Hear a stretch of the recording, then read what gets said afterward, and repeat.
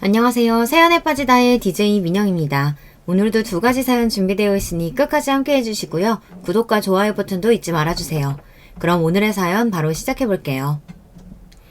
안녕하세요. 시아버님을 모시며 딸 하나를 키우고 살림하는 주부입니다.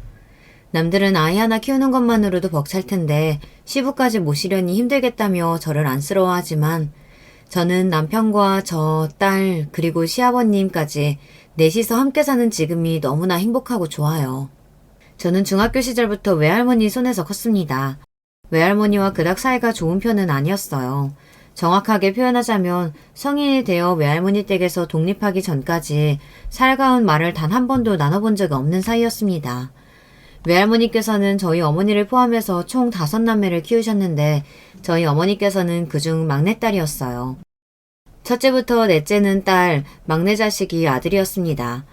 그러니까 저희 어머니 위로는 언니가 3명, 남동생 하나가 있던 거죠. 4명의 딸의 막내 아들, 얘기만 들어도 대충 짐작이 가시겠지만 외조부님께서는 딸이 아닌 아들을 원하셨기에 자식을 계속해서 낳으신 것이었습니다. 저희 어머니의 성함은 누가 들어도 남자아이에게 붙여줄 만한 이름이었는데 딸을 연달아 3명을 낳았으니 제발 다음에는 아들이 나오라는 뜻으로 어머니의 이름을 미리 남자처럼 지어놨다고 해요.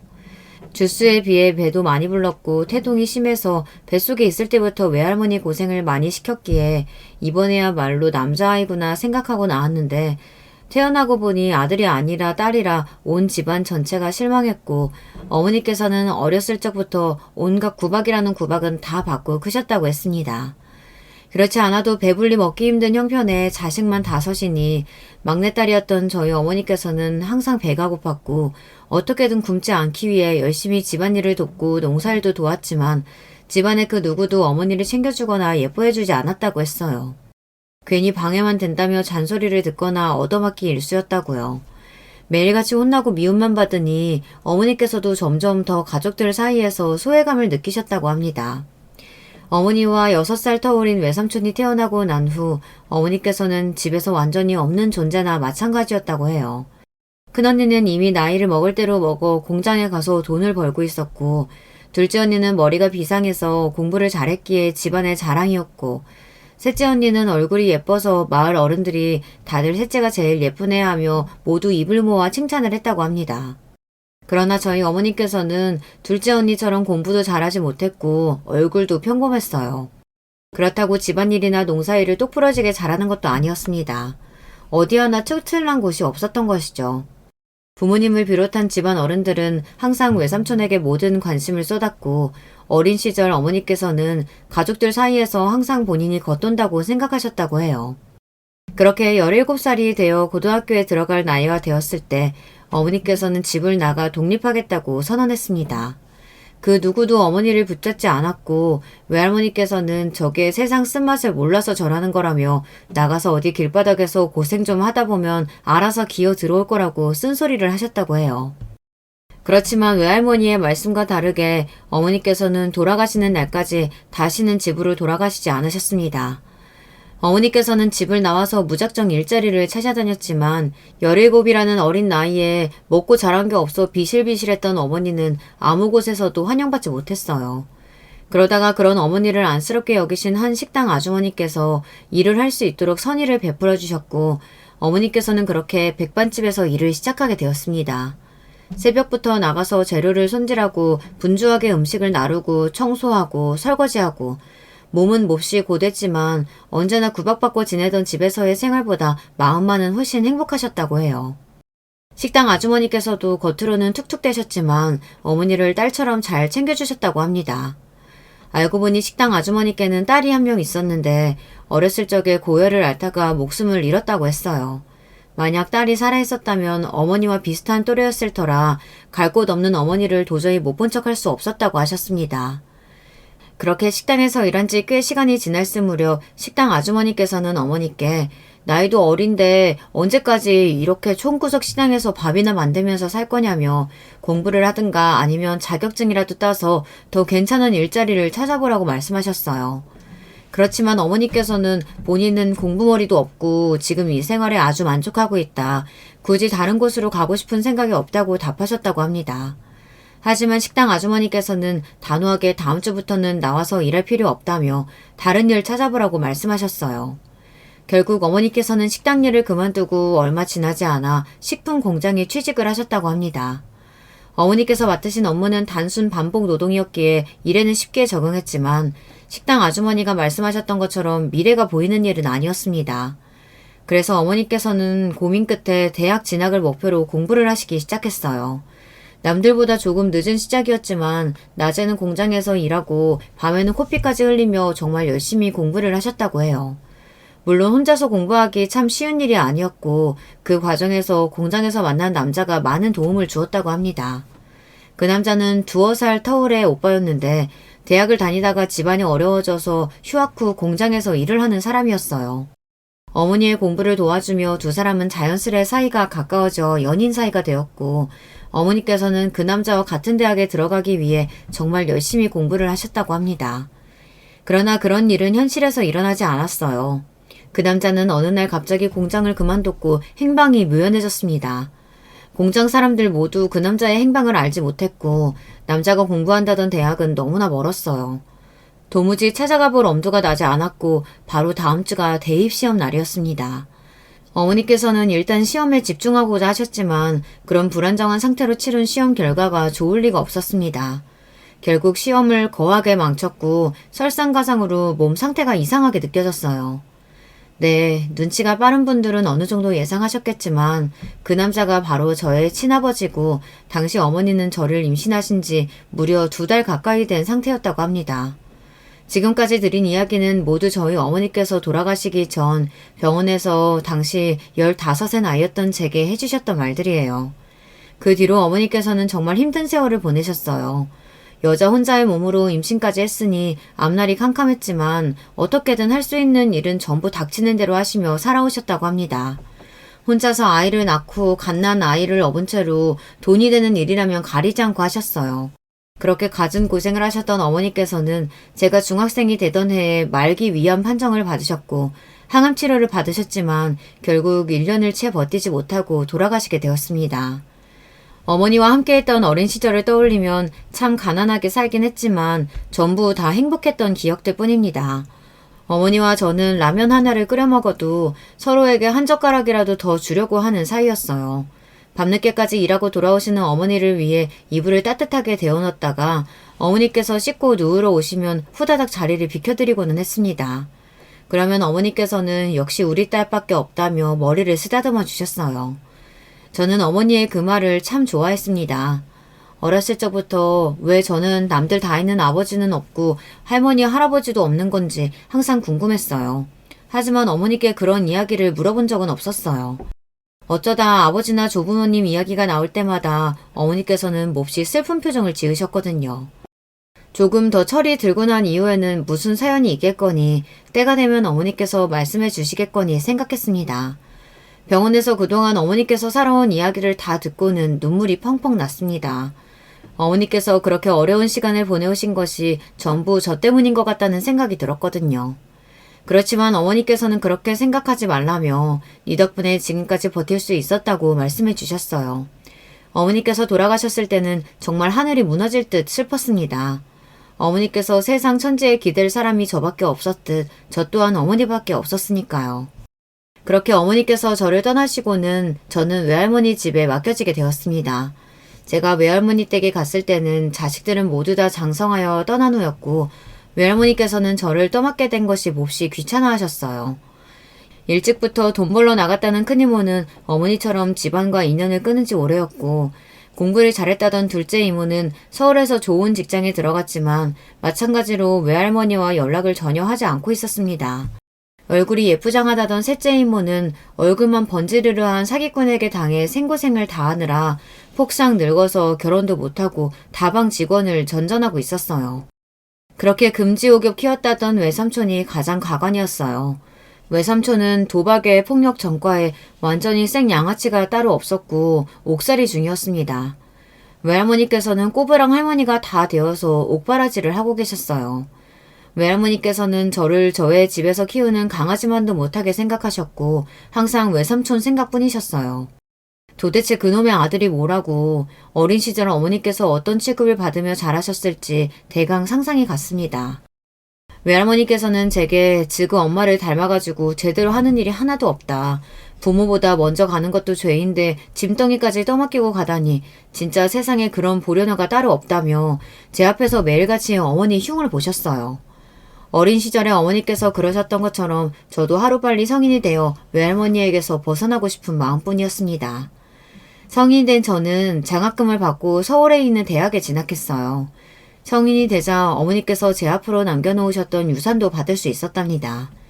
외할머니께서 유산이나 법적인 제도를 잘 모르셨기에 가능했던 일이었어요. 아마 외할머니께서 어머니가 제 앞으로 남겨놓은 돈이 있다는 사실을 아셨다면 진작 외삼촌 영치금으로 넣거나 쓸모없는 곳에 써버리셨을 거예요. 천만다행으로 그 돈은 무사히 제 수중에 들어왔고 저는 그 돈으로 서울에 자취방도 구하고 나름대로 서울 생활에 잘 적응할 수 있었습니다. 어머니께서도 정말 힘든 삶을 사셨지만 저 또한 정말 치열하게 살아왔습니다. 남들 다 놀 때 장학금을 한 번이라도 놓치면 큰일이니 항상 밤새서 코피 흘리며 공부를 했어요. 낮에는 공부하고 밤에는 아르바이트하며 돈을 벌고 돌아가신 어머니께 꼭 성공한 모습을 보여드리고 싶었거든요. 그렇게 번듯한 직장에 취업도 하고 직장 동료의 소개로 남편도 만나게 되었습니다. 남편은 저와 다르게 아주 화목한 집안에서 교육을 잘 받고 자란 사람이었어요. 무슨 우연의 일치인지 남편은 저희 어머니와 같은 5남매 집안에서 유일한 아들이자 막내였습니다. 저희 집안과 다른 점은 가족끼리 몫이 화목해 보인다는 사실이었어요. 남편과 시댁 식구들은 제 집안 사정과 어려운 형편을 다 알면서도 저를 받아들여 주었고 제 상처를 보듬어 주었습니다. 시댁 식구들 모두 정말 좋은 사람들이었어요. 그때까지만 해도 그렇다고 생각했습니다. 모두가 정말 착한 사람들이라고요. 이렇게 사이좋은 가족이 세상에 다 있구나 싶을 정도였거든요. 시아버지께서는 사업을 하시는 분이었는데 성격이 좀 무뚝뚝하시기는 해도 정말 훌륭하신 분이었습니다. 제 집안 사정과 지금껏 살아온 이야기를 들으시고는 그동안 얼마나 힘이 들었냐며 그래도 이렇게 잘 살아왔으니 정말 장하다. 돌아가신 어머니께서도 하늘에서 기뻐하고 계실 거다 얘기해 주셨습니다. 그 말에 주책맞게 첫 만남 자리에서 눈물을 펑펑 흘려버렸습니다. 시누이들도 모두 좋은 남편을 만나 부유하고 넉넉한 형편에서 사는 사람들이었어요. 인성은 여유에서 나온다는 말이 있잖아요. 다들 삶이 여유로우니 정말 친절하고 좋은 사람들이었습니다. 솔직히 누나만 4명 있다는 이야기에 처음에는 조금 걱정이 되었어요. 하지만 걱정했던 것이 너무나 무색할 만큼 시댁 식구들을 모두 저에게 참 잘해주었어요. 이런 시댁을 만나려고 그동안 이렇게 힘들게 살아온 건가 싶을 정도였죠. 내일 점심에 시간 좀 내라. 나랑 둘이 식사 함께 하자. 그렇게 결혼 준비가 진행되고 있던 어느 날 시아버지께서 갑작스레 연락을 해오셨습니다. 남편 없이 단둘이서 만남이라니 뭔가 불안한 마음이 들었습니다. 혹시 이제 와서 마음이 바뀌신 건 아닌가. 그동안은 불쌍해서 참고 넘어갔는데 아무리 생각해도 나 같은 여자를 며느리로 맡기에는 성에 차시지 않는 건가. 이런저런 생각을 하며 불안한 마음으로 자리에 나갔는데 시아버지께서는 제 앞에 하얀 봉투를 하나 내미셨습니다. 이거 결혼 준비하는데 보태 써라. 시아버지께서는 네 경제사정 뻔히 알고 있으니 대부분 우리 쪽에서 준비하겠지만 그래도 어떻게 받기만 하고 있겠냐. 너도 자존심 좀 세우고 그래야지. 이런 말씀을 하시며 본인이 줬다 말하지 말고 결혼 준비하는데 보태 쓰라며 1,000만 원이라는 거금을 주셨습니다. 그렇지 않아도 당시 제 수중에 있던 돈은 당시 살고 있던 작은 원룸의 보증금과 아등바등 살며 저축해놓은 푼돈이 다였어요.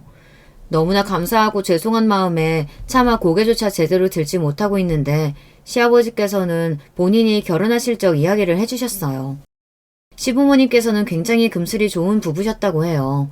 시아버지께서는 젊은 시절 시어머니께 반해 시어머니를 졸졸 쫓아다니다가 결혼에 성공하셨다고 합니다. 당시 시어머니께서는 동네에서 소문난 부잣집 고명딸이었지만 시아버지께서는 노가다판에서 일하던 가난한 젊은이였어요. 당시 시어머니 집안에서는 시아버지를 완전히 도둑놈 취급하며 끝까지 사위로 인정해주지 않으셨고 두 분은 함께 고향을 떠나 타지에서 결혼 생활을 시작했습니다.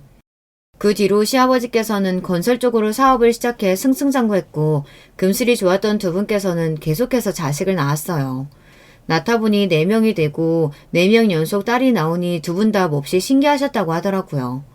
시아버지께서는 이제 나이도 있고 시어머니께서 원래 몸도 약하셨던 분이라 4명이면 충분하다. 그만 낳자 말씀하셨지만 시어머니께서는 나중에 나이 들어서 당신이랑 편먹을 아들 하나는 있어야지. 딸만 있으면 당신 쓸쓸해서 안 된다. 아이를 또 가지자고 하셨고 막내는 정말 아들이 나왔다고 합니다. 그렇지만 시어머니께서는 남편을 낳으면서 진통을 몹시 오래 한 탓에 출산 후 몸이 급속도로 악화되셨고 결국 남편을 낳은 지 얼마 지나지 않아 눈을 감으셨어요. 시아버지께서는 부인을 잃은 슬픔에 처음에는 남편이 전혀 예뻐 보이지 않았다고 해요. 그렇지만 자라나는 남편을 볼 때마다 시어머니께서 당신 편이 되어줄 아들 하며 얘기하셨던 것이 자꾸 생각이 났다고 하시더라고요.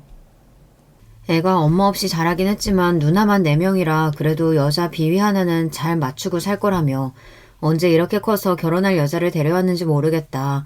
혹시 이 녀석이 속썩이면 언제든 바로 달려와서 일러바치라 이렇게 말씀하시는데 너무 감사한 마음뿐이었습니다. 그렇게 시댁에서 마련해 주신 아파트에서 신혼생활이 시작되었고 결혼생활은 너무나 행복했어요. 서로 싸울 일이 전혀 없었고 시댁 식구들과도 몹시 사이가 좋고 화목했습니다. 그렇지만 그런 행복은 그렇게 오래가지 못했어요. 남편이 어느 날 몹시 어두운 얼굴로 제게 소식을 전해왔습니다. 시아버님께서 운영하시던 건설회사가 문을 닫을 위기라고 했어요. 저는 사업 쪽은 잘 몰랐지만 최근 건설회사들이 우후죽순 문을 닫고 있는 판국이라고 했습니다. 그래도 어느 정도 규모가 있는 회사였기에 그렇게 바람 앞에 갈대처럼 쓰러질 것이라고는 생각도 못했었는데 최근 들어 회사가 좀 위태위태하고 실적도 전 같지 않다는 이야기는 언뜻 전해 들었는데 정말 회사가 망해버릴 줄은 몰랐어요. 회사며 시댁까지 채권자들이 찾아와서 돈 물어내라고 난동을 부리고 정신없는 통에 시아버님을 잠시 저희 집에 모시게 되었습니다. 결국 시아버님께서는 회사 파산을 신청하셨고 그렇게 건설회사는 완전히 부도가 나게 되었어요. 그나마 불행 중 다행인 것은 빠르게 일처리를 한 덕에 가진 것은 모두 잃었지만 적어도 빚더미에 앉지는 않았다는 사실이었습니다. 그렇게 커다란 회사를 경영하시던 시아버님께서는 한순간에 빌터터리가 되셨어요. 건설회사 사장으로 떵떵거리며 사셨던 분이 당장 지낼 곳조차 없어지게 되었어요. 저는 당연히 큰형님께서 시아버지를 모실 것이라고 생각했습니다. 평소에 큰형님께서 돌아가신 시어머니를 대신해서 집안의 어머니 노릇을 하고 계셨고 회사도 큰 아주버님께 물려주실 듯한 분위기였거든요. 그렇지만 큰형님께서는 구구절절 본인의 사정을 가져다 대며 시아버님을 모실 수 없다 말했어요. 나머지 형님들도 마찬가지였습니다. 이런 일은 장녀나 장남이 맡아서 처리하는 거지 어차피 우리한테는 회사 물려주실 생각도 없지 않았었냐. 왜 우리가 이제 와서 그런 중요한 일을 맡아 해야 하냐며 다들 발을 빼는 분위기였어요. 그렇게 화목해 보이던 가정이 이렇게 한순간에 무너질 수 있구나 싶었습니다. 다들 너무 매정하기 짝이 없었어요. 그동안 시아버지께서 시어머니 없이 혼자서 자식들 키우시느랴 사업하시느랴 얼마나 뼈 빠지게 일을 하셨는지 그렇게 착하고 좋았던 사람들이 한순간 완전히 다른 사람이라도 된 것 마냥 돌아서서 다들 자기 이속 챙기기에 바빴어요. 결국 시아버님은 저와 남편이 모시게 되었고 남편은 제게 몹시 미안했습니다. 당시 저는 임신 중이었거든요. 안정을 취해도 모자랄 시기에 시아버님까지 모시고 살아야 했으니 여러모로 곤란하기는 했습니다. 결국 저는 다니던 회사를 아예 그만두게 되었어요. 그렇지만 저는 남편에게 어차피 우리가 살고 있는 이 집도 시아버지께서 사주신 것 아니냐. 미안해할 필요 없다. 애초에 내가 모시고 싶었었다 이야기했고 시아버지께서는 부도와 자식들의 외면을 겪고는 급속도로 건강이 안 좋아지시기 시작했습니다. 식사도 잘 못하시고 밤에 잠도 잘 못 주무시는 것 같았어요. 처음에는 마음고생을 너무 심하게 하셔서 그런가 싶어 넘겼지만 증상이 계속되길래 뭔가 이상하다 싶었습니다. 시아버지께 병원에 가보자 말씀드렸지만 시아버지께서는 그러지 않아도 본인 때문에 고생하는데 무슨 병원까지 가냐며 손사래를 치셨어요. 그러던 어느 새벽 시아버지께서는 피를 토하며 쓰러지셨고 구급차를 타고 병원에 실려가셨습니다. 검사 결과 위암 말기였어요. 세상에 어떻게 이런 운명의 장난이 있을 수가 있나 싶었습니다. 같은 병으로 돌아가신 어머니 생각에 하염없이 눈물만 흘렀어요. 그간 고통이 심하셨을 텐데 저와 남편 눈치를 보시느라 제대로 말도 못하시고 너무나 죄송하고 안쓰러운 마음이었습니다. 병원에서는 이미 암이 다른 장기에도 전이가 많이 되었고 상태가 좋지 못하다. 연세도 있으시고 오래 버티시지 못할 가능성이 크다 말했고 그렇게 시한부 선고나 다름없는 이야기를 듣고 병원에 입원하게 되었습니다. 소식을 들은 시누이들은 모두 안타까워하긴 했지만 그 누구도 나서서 간호를 하겠다거나 간병인을 고용하겠다는 말을 하지 않았어요. 간병인 월급만 해도 달에 몇백씩 깨지는데 남편 혼자 벌어오는 돈으로 간병인을 고용하기에는 무리가 있었고 시누이들에게 각자 조금씩 내서 모시는 게 어떻냐 얘기를 꺼내봤지만 시누이들은 다들 굳이 간병인이 있어야 하냐 얘기를 들어보니까 곧 돌아가실 것 같던데 그냥 병원에 맡겨두고 가끔씩 찾아뵙는 걸로 충분하지 않겠냐 말했습니다. 심지어 남편까지 굳이 간병인이 있어야 하겠냐, 병원에서 알아서 잘 돌봐드리지 않겠냐, 누나들은 돈도 안 보태줄 텐데 우리 돈으로는 못한다. 그렇다고 만삭인 당신이 간병하는 것도 말이 안 되지 않냐며 저와 아이를 걱정했어요. 시누이들은 그렇다 치더라도 남편까지 그렇게 나올 줄은 정말 몰랐습니다. 다들 어려운 형편인 것도 아니면서 말기 암이라는 아버지를 위해 간병인 하나를 못 구해주나요? 자식이 5명이나 있는데 어떻게 5명 전부 다 아픈 아버지를 외면할 수가 있는 건지. 비록 저와는 피 한 방울 안 섞인 사이였지만 저는 도저히 시아버지를 이렇게 보낼 수가 없었습니다. 결국 저는 시댁 식구들에게 제가 나서서 간병을 하겠다 말했고 시누이들은 꼭 그렇게까지 해야겠냐며 조금 불편한 티를 내긴 했지만 그래도 조금은 고마워하는 눈치였어요. 남편은 끝까지 반대했지만 저는 그런 남편에게 당신 정말 자식된 도리로서 그러는 거 아니다. 당신 말대로 아버님께서 곧 돌아가신다고 하면 그럴수록 더 지극정성으로 모셔야 하는 것 아니냐. 막말로 아버님 회사가 부도가 나지 않았으면 이렇게까지 외면했을 거냐며 언성을 높였고 결국 남편도 고집을 꺾게 되었습니다. 시아버님께서는 점점 병색이 짙어지셨고 밤에 잠도 잘 못 주무시고 독한 항암 치료에 몹시 힘들어하셨어요. 죽음을 목전 앞에 두니 인생에 대한 회의감도 많이 느끼시는 것 같았습니다. 저는 만삭의 몸으로 아이가 태어나기 일주일 전까지 24시간 병원에서 먹고 자며 시아버지를 간호했어요. 심지어 아이를 낳으러 갈 때마저도 저보다 시아버지가 더 걱정이었습니다. 혹여나 제가 아이를 낳고 오는 사이 잘못되실까 봐요. 출산 후 몸조리를 제대로 하기도 전에 병원으로 돌아왔고 갓난아이를 업고 시아버지를 간병했습니다. 아이가 밤낮으로 울어다는 통에 병실 사람들에게 민폐를 끼칠까봐 아이가 울면 데리고 나갔다가 왔다 갔다 하면서 간병을 했고 남편이 퇴근하고 돌아오면 남편한테 아이를 맡겨놓고 간병에만 집중했어요. 저도 힘들었지만 남편도 정말 힘든 시간이었을 겁니다. 하루 종일 밖에서 일하고 집에 와서는 밤새 혼자 아이를 돌봐야 하니 스트레스도 심하게 받고 몹시 고대했어요. 당연히 아이도 자주 환경이 바뀌고 부모와 붙어 있을 수 없으니 좋은 환경은 아니었겠죠. 생후 100일까지는 외출도 삼가라고 하는데 매일같이 병원에서 집을 들락날락했고 시아버님을 신경 쓰느라 아이를 잘 돌보지도 못했으니까요. 이런 저의 사정을 딱하게 여기신 병실 아주머니들과 할머니들이 번갈아가며 아이를 돌봐주시기도 했어요. 애기 엄마가 친딸도 아니고 며느리라는데 이렇게 지극정성으로 간병을 다 하냐면서 요즘 같은 시대에 이런 며느리가 어딨냐며 신기해 하셨어요. 그럴 때마다 저는 제게 친아버지나 다름없는 분이시다 대답했습니다. 살 날이 얼마 남지 않았다는 병원의 말과 다르게 시아버지께서는 독한 항암 치료를 오랜 기간 동안 잘 버티셨어요. 딸아이가 2돌이 되었을 무렵 의사 선생님께서는 아버지의 상태가 많이 호전되어 수술을 진행해 볼 수 있을 것 같다는 이야기를 꺼냈습니다.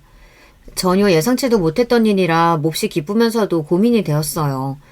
시누이들은 그렇지 않아도 쇠약하신 몸으로 간신히 버티고 계실 텐데 그런 큰 수술을 무리해서 해봤자 돌아가실 날만 앞당기는 거라며 모두들 시아버지의 수술을 반대했습니다. 말로는 시아버지를 위하는 척 했지만 딱 봐도 지금껏 나 몰라라 하다가 수술에 성공해서 아버님께서 기적처럼 회복하시게 되면 아버님을 뵐 면목이 없어서 그러는 것 같았어요. 남편도 수술 이야기에 회의적인 반응을 보였습니다. 수술한다고 완치되는 것도 아니고 아버지 연세에 좀 무리인 것 아니냐. 당신 지금도 힘든데 만약 수술 실패하고 아버지 몸만 더 안 좋아지시면 간병하기 얼마나 힘들겠냐. 그냥 남은 시간 동안 최대한 편하게 지내다 가실 수 있도록 모시다가 보내드리자 말했어요.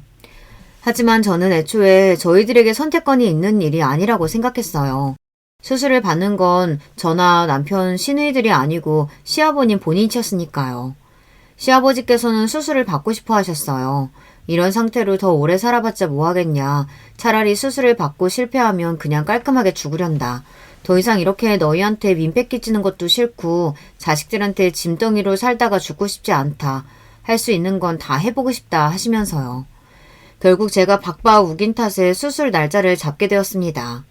큰형님께서는 도대체 왜 그렇게까지 하는 거냐. 옳게 그렇게 한다고 아버지한테 물려받을 유산 하나 없다. 옳게 아이도 있는데 아이 생각은 안 하냐. 올케가 우리 아버지 친아버지처럼 생각해주고 잘해주는 건 고마운데 올케가 그러면 우리 입장은 도대체 뭐가 되냐 따졌고 저는 그런 시누이들에게 시아버지께서도 수술을 받고 싶다고 하셨고 저는 그저 제 도리를 하는 것뿐이다. 제가 언제 형님들께 왜 시아버님한테 관심이 없냐 한 번이라도 뭐라고 한 적 있느냐. 저는 돌아가신 어머니 생각이 나서라도 도저히 시아버지 못 본 채 못하겠다. 뭐 얻으려고 이러는 거 아니다. 돌아가시고 나서 후회하기 싫어서 이러는 거다. 제 입장을 구구절절 말씀드렸습니다. 제 말에 큰형님께서는 몹시 기분 나쁜 티를 내며 이렇게까지 이야기했는데도 그렇게 끝까지 위선적인 척 착한 척을 해야겠냐며 자리에서 일어나셨어요. 전 그런 큰형님을 붙잡으며 착한 척하는 게 아니다. 전 정말 이대로 시아버지가 돌아가시면 제 스스로의 행동에 너무 후회가 될 것 같아서 그런 거다. 형님들 입장도 이해가 간다 설명을 했지만 아무 소용이 없었습니다. 큰형님께서 다른 형님들께 어떻게 이야기를 전했는지는 모르겠지만 그날 이후로 시누이들은 전부 저를 멀리하기 시작했어요. 아마 본인들도 시아버지께 자식된 도리로 제대로 하지 못한 것에 대한 마음 한구석에 죄책감이 있었던 거겠죠. 차라리 모두들 예외 없이 눈 가리고 아웅하며 시아버지께서 돌아가실 때까지 한통속이 되어 기다렸다면 마음이 조금 편했을 텐데 말이에요. 시누이들 눈에는 굴러들어온 돌인 제가 주제넘게 나서 분위기를 망치고 있었던 것이나 다름없었던 거예요. 그렇지만 저는 제 뜻을 굽힐 생각이 없었습니다. 시아버님의 수술이 코앞으로 다가와 있었고 시아버님께서는 애써 괜찮은 척 하셨지만 많이 떨려 하시는 것 같았어요. 저는 그런 시아버님께 너무 걱정하지 마시라. 분명 좋은 결과가 있을 거다. 지금껏 수술을 위해 많이 노력하시지 않았냐. 의사 선생님께서도 잘 될 거라고 말씀해 주셨으니 반드시 그렇게 될 거다. 계속해서 용기를 불어넣어 드렸어요. 수술 결과에 의사의 실력도 많은 영향을 끼치겠지만 수술을 받는 환자의 의지도 큰 영향을 끼친다고 생각했거든요. 그렇게 수술을 반대하던 시누이들은 수술 전날 밤 병원에 찾아와서 시아버님의 손을 붙잡고는 너무나 천연덕스러운 얼굴로 수술의 성공을 기원했어요. 기가 차다 못해 어이가 없을 지경이었지만 그래도 찾아오지 않는 것보다는 나았으니 굳이 딴지를 걸지는 않았습니다. 시아버님께서도 딸들이 찾아와 기운을 북돋아 주니 좀 마음의 안정을 더 찾으시는 것 같았고요. 길다면 길고 짧다면 짧은 1년여간의 간병기간 동안 심적으로나 신체적으로나 고생을 참 많이 했지만 한 번도 시아버님을 원망해 본 적이 없었어요. 오히려 그 기간 동안 시아버님과 많은 시간을 보내며 시아버님과의 유대감이 상상 이상으로 깊어졌습니다. 시아버님께서는 정말 훌륭하신 분이었어요. 긴 세월 동안 평생을 본인보다 가족, 그리고 회사 직원들, 본인이 책임져야 할 사람들을 생각하며 살아오신 분이었습니다.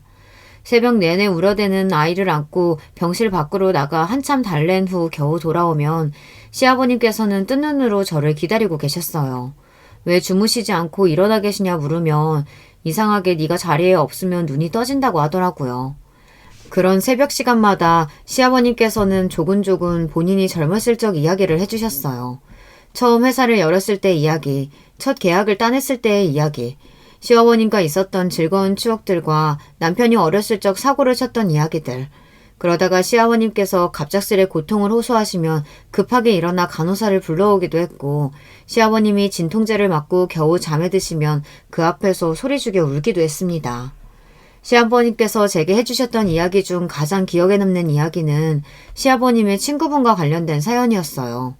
시아버님께서는 어렸을 적부터 동고동락하며 아주 가까이 지냈던 친후분이 한 분 계셨는데 시아버님께서 건설회사를 처음 열 때 도움을 많이 받으셨다고 해요. 서로 어려운 일이 생기면 본인의 일처럼 나서서 돕고 지내던 사이였는데 어느 날 친구분이 큰 어려움에 처하게 되어 시아버님께 거액의 돈을 빚지게 되었다고 합니다. 시아버님께서는 차용증조차 써주지 않고 돈을 흔쾌히 빌려주셨다고 해요. 그만큼 신뢰가 있는 사이였고 설령 돈을 돌려받지 못하더라도 괜찮았다고 생각하셨다고 합니다. 그렇게 돈을 빌려주고 얼마 지나지 않아 그 친구분은 거짓말처럼 행방이 모연해졌다고 해요. 시아버님께서는 돈을 잃었다는 슬픔보다 가족같이 여기던 친구 한 명을 돈 때문에 잃었다는 사실이 몹시 가슴이 아프셨다고 하셨어요. 이렇게 생사의 기로에 놓여 언제 죽을지 모르는 처지가 되니 요즘 들어 그 친구가 더 자주 생각이 난다면서 돈을 갚지 않아도 좋으니 어떻게 지내는지 살아는 있는지 소식이라도 알고 싶다고 말씀하셨어요. 수술은 장장 12시간에 걸친 대수술이었고 윗뿐만 아니라 주변 장기에도 전이가 심했기에 당초 예상했던 8시간보다 무려 4시간의 수술 시간이 초과되었습니다. 수술실 앞에서 시아버님을 기다리는데 1분 1초가 1시간같이 느껴졌어요. 혹시나 수술이 잘못되어 생명이 위독해지신 걸까? 이대로 시아버님이 돌아가시면 어떡하지? 울음이 쏟아졌다가 진정됐다가 수도 없이 반복하며 시아버지께서 무사히 수술을 마치고 나오시기만을 기다렸습니다. 수술이 끝난 후 의사선생님께서는 보통 고연령의 환자는 이런 장시간 수술을 버티는 것도 힘든데 이런 경우는 정말 드물다며 징후를 조금 더 지켜봐야겠지만 결과가 몹시 성공적이라는 기쁜 소식을 전해주셨습니다. 정말 날아갔들 기뻤어요. 기적과도 다름없는 일이었습니다. 바로 남편에게 전화를 걸어 수술이 성공적으로 끝났다는 소식을 전했고 남편은 몹시 놀란 목소리였어요. 솔직히 말하자면 저 빼고 모든 시댁 식구들은 이 수술에 아무런 기대를 갖고 있지 않았었거든요. 수술이 성공적으로 끝났다는 소식에 시누이들은 분주해졌어요. 알고 보니 자기들끼리 이야기를 해서 시아버님 장례식장도 정해놓은 상태였더라고요. 시아버님께서 돌아가신 후에 계획을 다 세워놨는데 시아버님께서 돌아가시기는커녕 퇴원을 하시게 생겼으니 본인들 계획에 차질이 생기게 된 거죠. 큰형님께서는 은근슬쩍 제게 시아버님이 퇴원하시면 올케가 모실 거지 하고 물어오셨어요. 애초부터 그럴 생각이긴 했지만 당당하게 본인들의 아버지를 제게 떠넘기는 모습이 썩 달갑게 느껴지진 않았습니다. 게다가 큰형님께서는 시아버지 수술 이전에 저에게 착한 척 위선 떨지 말라는 말까지 하셨으니 당연하게 제가 시아버님을 모실 거라고 생각하는 것도 아니 꼽더라고요. 어찌되었든 시누이들은 깨어나신 시아버님 앞에서 가식적인 얼굴로 눈물을 쏟아냈어요. 물론 본인들의 친아버지가 건강을 회복하니 진짜 눈물이 났을 수도 있었겠죠. 지난 시간 동안 병든 시아버님을 나몰라라 하고 죽음으로 몰아넣었다고 하더라고요. 시아버님께서는 빠르게 몸을 회복하셨고 완치되지는 않았지만 이전과는 비교도 안 될 정도로 건강이 좋아졌습니다. 남편은 그런 시아버님을 보며 아버님이 저렇게 회복하실 수 있었던 것은 모두 다 제 덕이라며 본인이 잘못 생각했던 것 같다 제게 사과를 해왔어요. 당신 덕에 세상에 정말 기적이라는 게 존재한다는 걸 알게 된 것 같아. 당신하고 결혼한 건 내 인생에서 가장 잘한 선택이야. 당신이 처음 간병을 도맡아 하겠다고 했을 때 아버지 수술을 고집부려서 밀어붙였을 때 솔직히 당신이 조금 원망스럽기도 했어. 도대체 왜 저렇게까지 하나 싶었거든. 당신도 정말 고생 많이 했지만 나도 고생 많이 했잖아. 당신이 아버지한테 매달려 있는 시간만큼 내가 다른 일들을 도맡아야 했으니까. 그렇지만 만약 아버지가 그대로 돌아가셨으면 나 정말 후회 많이 했을 것 같아. 현실에 지쳐서 잠깐 정신이 나갔던 거지. 어떻게 낳아주시고 길러주신 아버지께 그렇게 매몰차게 굴 수가 있었던 건지. 그러면서 남편은 시아버님께서 제게 아무리 잘해주셨다고 한들 어떻게 그렇게 긴 기간 동안 친딸들보다 더 지극정성으로 아버님을 모실 수 있었냐며 앞으로 평생 당신이 한 고생을 잊지 않고 다 보답하며 살겠다고 말해주었어요. 보상을 받고자 했던 말은 아니었지만 남편의 그 말에 그간 했던 고생들과 조금씩 쌓여있던 불만들이 눈녹듯 사라지는 기분이었습니다. 시아버님께서는 얼마 지나지 않아 퇴원을 하시게 되었어요. 당초 예정되었던 대로 저와 남편이 시아버님을 모시게 되었어요. 그 과정에서 시아버님께서는 다른 자식들에 대한 이야기를 한 번도 먼저 꺼내시지 않았습니다. 저희 또한 괜히 시아버님을 속상하게 만들까 시누이들에 대한 이야기를 꺼내지 않았고요. 아가, 할 말 있으니 여기 앉아봐라. 그렇게 시아버님과 함께 지낸 지 정확히 일주일째가 되었던 날이었습니다. 그날은 시아버님께서 오랜만에 외출을 하고 돌아오신 날이었어요. 시아버님께서는 제 앞에 서류 봉투 하나를 내미셨습니다. 이게 무엇이냐 여쭤보니 열어보라고 하시더라고요. 서류봉투 안에는 통장 하나와 인감도장 그리고 인감증명서가 들어있었어요. 통장 안에는 무려 50억이라는 현실감 없는 금액이 들어있었습니다. 비밀번호는 네 남편 생일이다. 마음대로 사용해라. 그동안 고생 많았다. 아버님, 이런 큰 돈이 어디서... 저 이런 거 못 받아요. 돈 받으려고 한 거 아니에요. 너 주려고 받아온 거야. 잔말 말고 가져가 써라. 네? 절 주려고 받아오셨다니 그게 무슨 말씀이세요? 알고 보니 시아버지께서 그날 만나셨던 친구분은 바로 예전에 제게 말씀해 주셨던 이야기 속 친구분이었습니다. 시아버지께서 수술을 앞두고 계시던 어느 날 제가 잠시 자리를 비운 사이 친구분이 시아버님을 찾아오셨던 것이었어요. 당시 빚쟁이들에게 쫓기던 친구분께서는 어쩔 수 없이 주변의 모든 사람들과 연을 끊고 외국으로 떠났고 시아버님께서 빌려주셨던 돈으로 사업을 다시 시작해 대성하셨던 것입니다.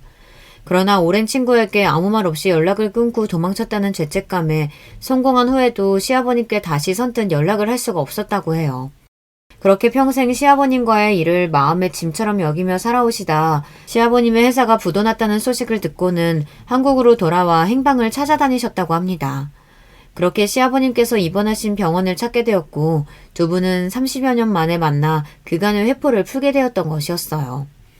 시아버님께서는 이제라도 소식을 알고 얼굴을 봤으니 되었다며 예전에 빌려줬던 돈은 이미 내 손을 떠난 지 오래라고 생각한다. 목숨이 왔다 갔다 하는 마당에 돈이 무슨 소용이냐. 돌려줄 필요 없다. 거절을 하셨다고 해요. 그러나 수술이 대성공으로 끝나고 난 후에 우연히 보게 된 제 손등이 처음 시집 왔을 때와 다르게 자글자글 주름으로 가득 차 있었고 그 모습을 보고는 참 많은 생각이 드셨다고 해요. 그렇게 시아버님께서는 퇴원 후 일주일간 고민을 하시다 결국 친구분께 다시 연락을 해 돈을 받아오셨다고 합니다. 내 친구가 이제라도 다시 내 앞에 나타난 게 다 하늘의 뜻인 것 같다.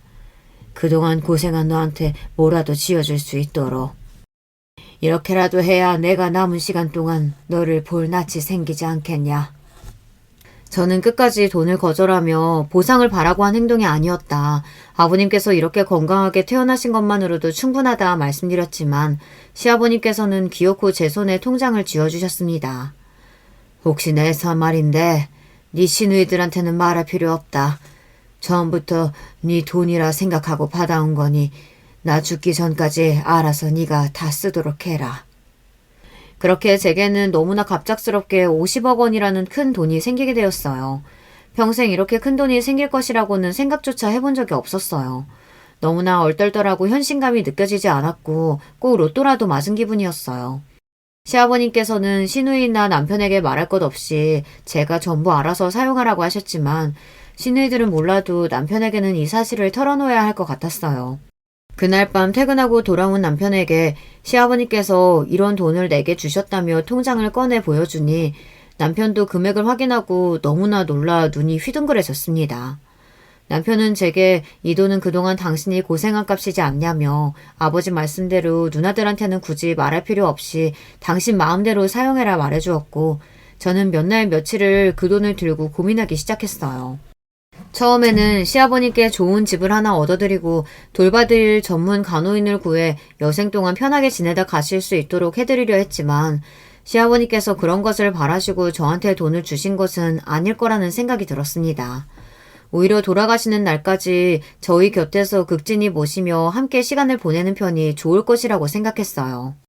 평생 여윳돈이 생겨본 적이 없었고 남편이나 저나 사치를 부리는 성격도 아니다 보니 돈은 있는데 도대체 어디다 써야 할지 모르겠더라고요. 지금 살고 있는 집도 충분히 넓고 좋았고 차도 오래되지 않았고 당장 특별히 필요한 것도 없었고요. 그렇다고 주식이나 부동산을 하기에는 저희 부부 둘 다 그런 쪽으로는 문외한이었어요. 그렇게 거금을 들고 아무것도 하지 못한 채 시간만 보내던 차에 정말 예상치도 못했던 일이 일어났어요. 시아버님께서 태어나신 뒤로 거의 연락을 하지 않고 살던 큰형님께 갑작스레게 연락이 왔어요. 무슨 일이신가 하니 할 말이 있으시다며 갑자기 식사를 하자고 하시더라고요. 그것도 남편 없이 나오라면서요.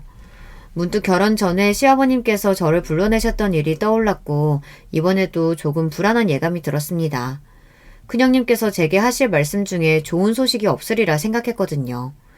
큰형님 혼자 나와 계실 거라고 생각했던 자리에는 시누이 네 분이 모두 나와 계셨고 조금 당황스러운 기분으로 자리에 앉았어요.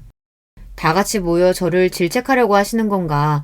아니면 시아버님 장례 관련 이야기를 하려고 하시는 건가? 아니면 시아버님이 저한테 주신 50억에 대해 설마 알게 되신 건가?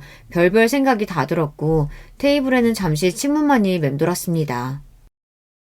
올케, 우리가 지금까지 좀 너무했지? 많이 늦기는 했지만 이제라도 사과하고 싶어. 그동안 정말 고생 많았어. 올케한테는 미안한 마음뿐이야. 침묵을 깨고 큰형님의 입에서 나온 말은 전혀 정말 예상하지도 못했던 사과였습니다.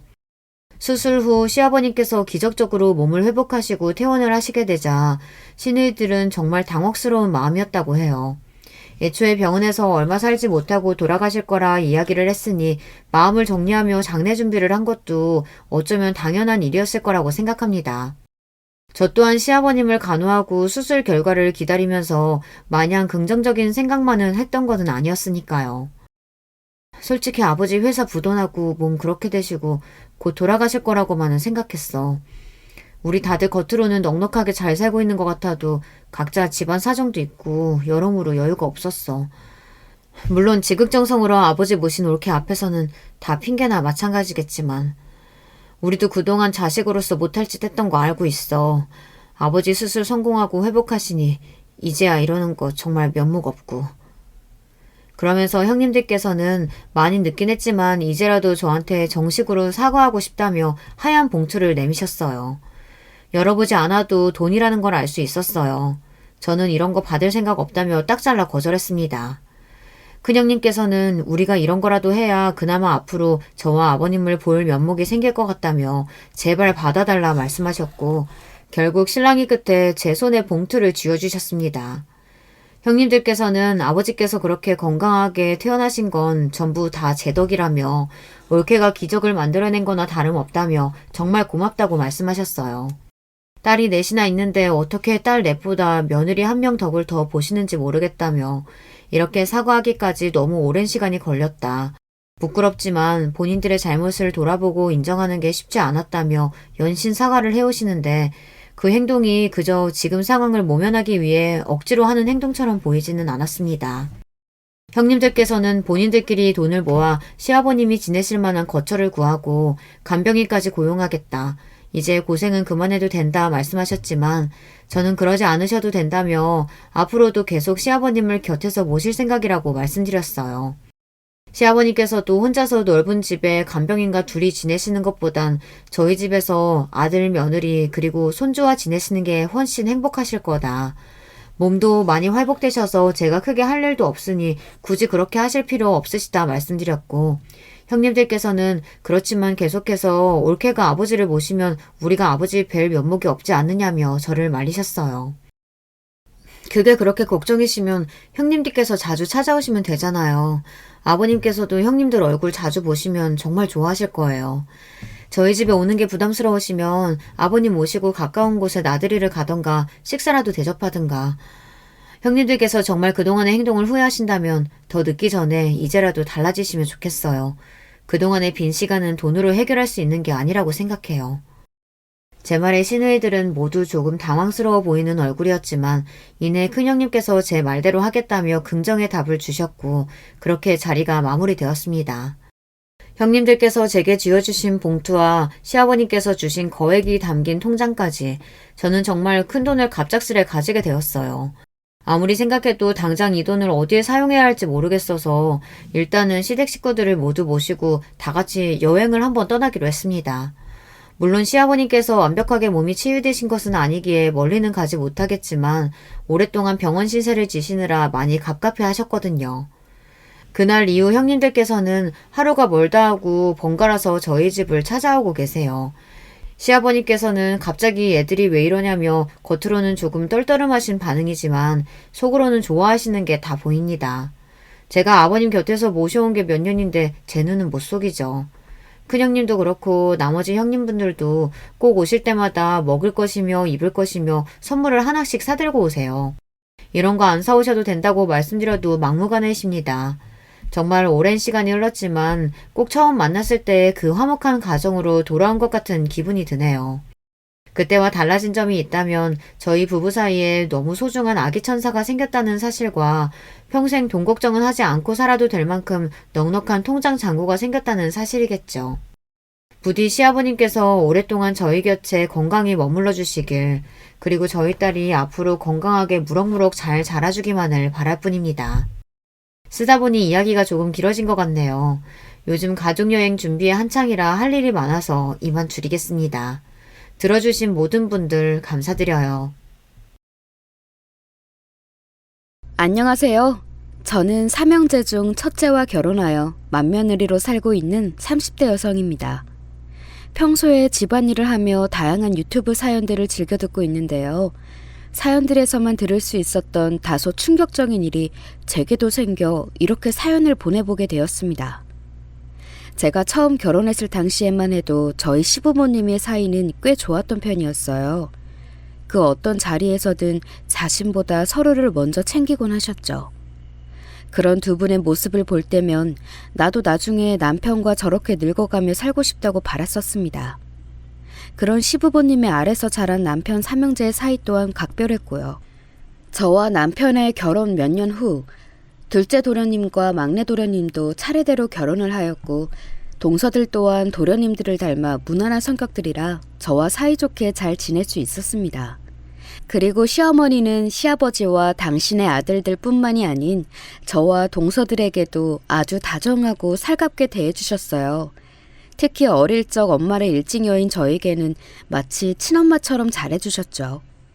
결혼 생활 동안 친정엄마의 부재가 느껴질 때면 어떻게 하시곤 저와 따로 데이트 자리를 만들기도 하시고, 본인이 제 친정엄마인 양 아들인 남편보다 저를 더 챙겨주셨거든요.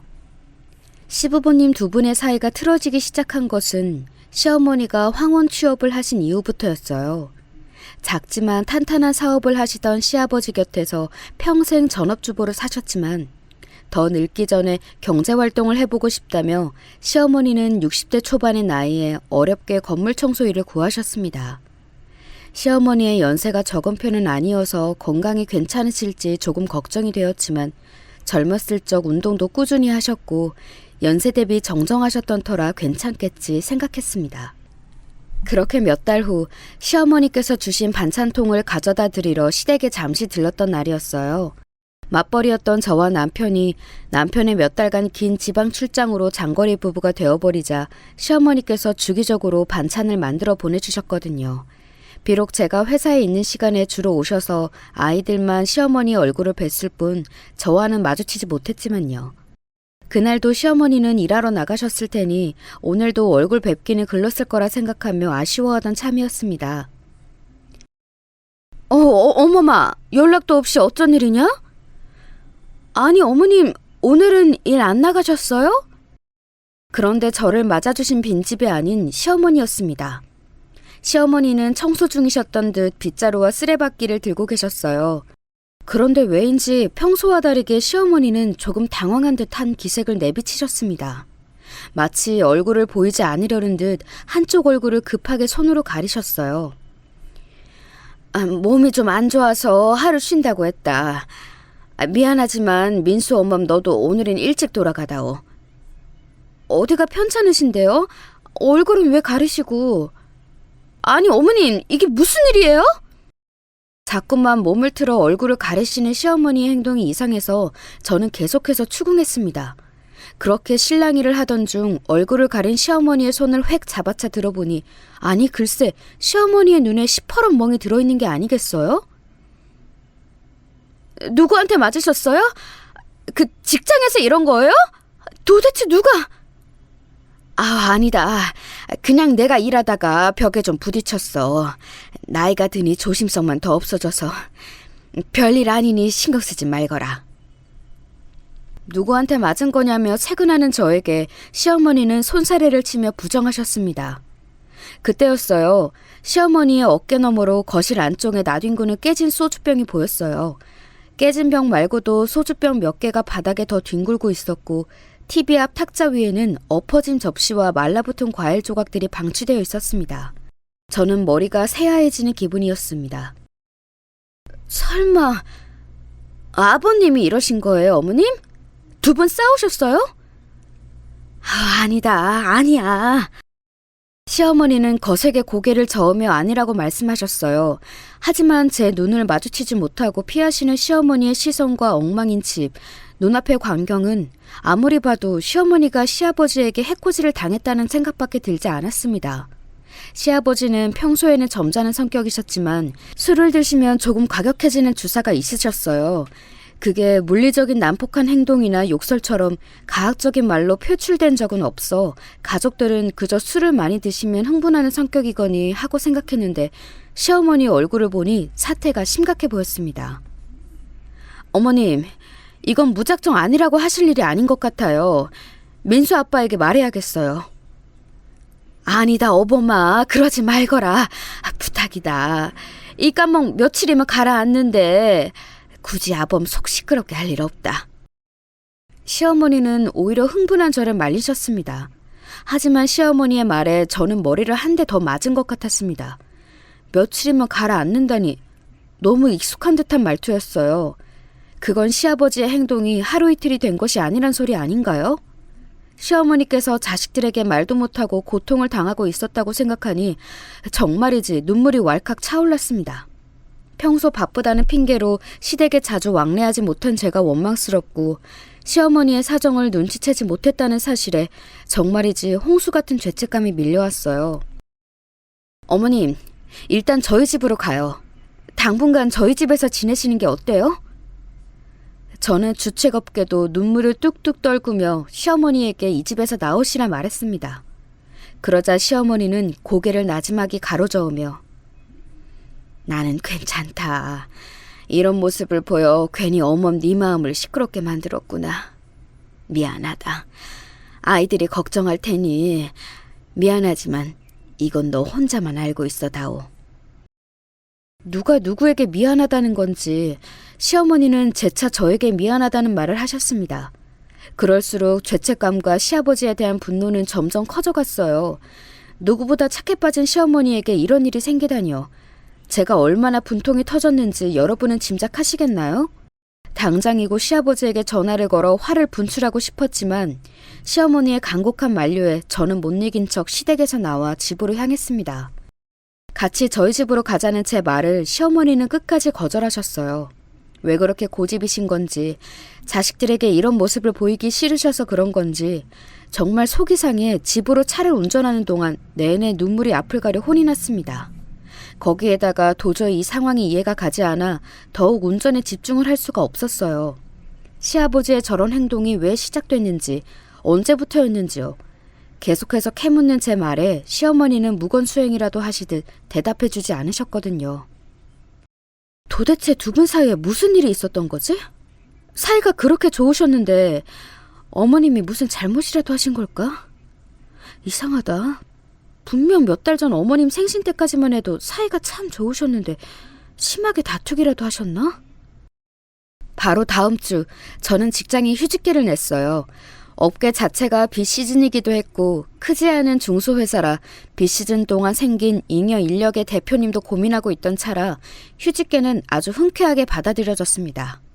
의도한 건 아니지만 회사 사정을 고려해 자발적으로 먼저 휴직계를 내어줘 고맙다며 대표님은 휴가비까지 얹어주셨어요. 다행히 남편이 출장에서 돌아오려면 아직 시간이 많이 남아 괜히 휴직한 사실을 알려 시어머니의 사정을 실토할 일은 없었습니다. 당장은 말 못하더라도 시어머니의 일이 어떻게든 정리가 되면 그때 남편에게 말을 해야겠다 생각했어요. 휴직계를 낸 후 저는 일주일에 2-3번은 시댁에 찾아갔습니다. 갈 때마다 매번 그런 것은 아니었지만 시어머니가 시아버지에게 맞은 흔적은 심하진 않아도 종종 발견할 수 있었어요. 아주 가끔 터진 입술이나 늘어난 티 아래로 드러난 목덜미의 멍자국, 반바지를 입으셨을 때 슬쩍 보이는 허벅지의 피멍 등으로요. 시아버지는 제가 처음 발견한 날과는 달리 티가 나지 않도록 얼굴은 잘 때리지 않는 것 같았어요. 제가 휴직한 사실을 시어머니에게 말하지 않았던 터라 늘 퇴근하고 온 척을 하러 저녁에 시댁으로 갔었는데 몇 번은 일찍 퇴근한 시아버지를 마주친 적이 있었습니다. 물론 표정 관리가 잘 되지 않아 애를 먹었지만요. 큰 며느라기 왔냐? 밥은 먹었어? 네, 아버님. 안녕하세요. 오늘은 일찍 퇴근하셨네요. 제가 시어머니에 대한 사실을 아는 걸 전혀 모르는 눈치였어요.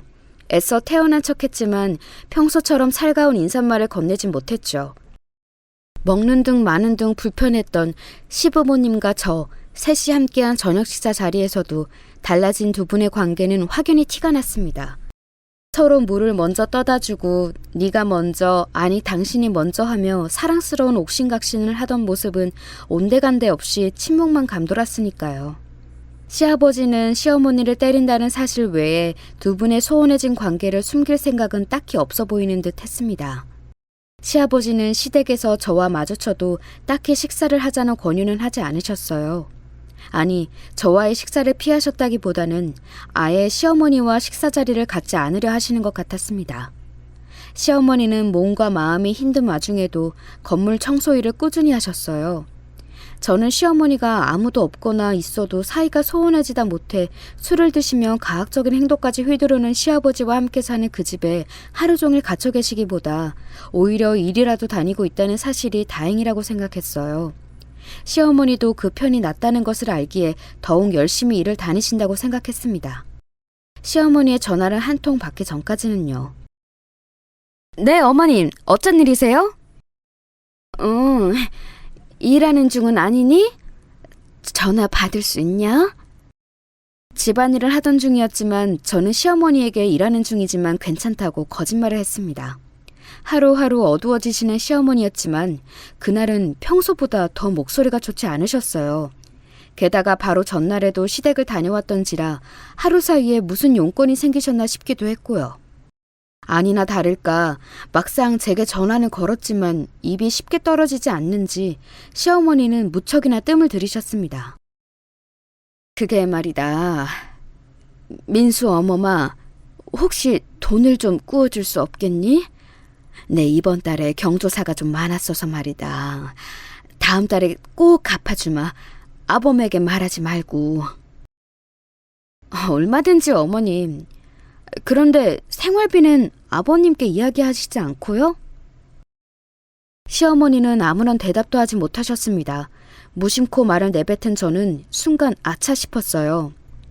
시어머니가 악착같이 청소일을 계속 다니셨던 이유를 깨달은 거죠. 시아버지께선 시어머니를 때리실 뿐만 아니라 생활비조차 끊으신 겁니다.